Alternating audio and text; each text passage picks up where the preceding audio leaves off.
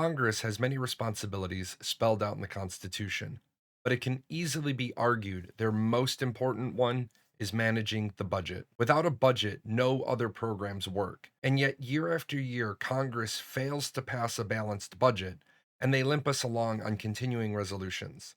This is absolutely unacceptable. The American people have to hold Congress to task, and we must force them to pass a balanced budget that includes an aggressive plan to pay down the national debt. Because right now, 13 cents out of every tax dollar goes to the interest on the national debt.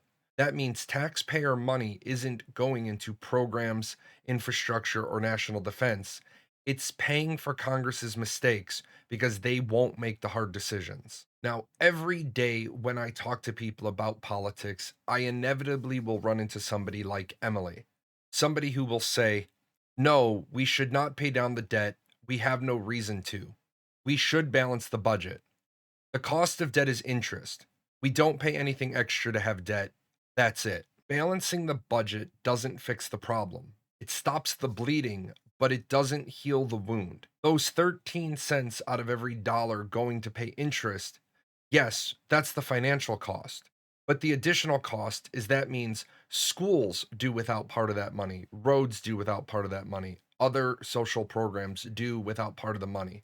That is the other cost, the non financial cost. Many people are talking about raising the minimum wage. And yes, we absolutely have to have a discussion about raising the minimum wage and about why it might be a good idea and about why it might be a bad idea.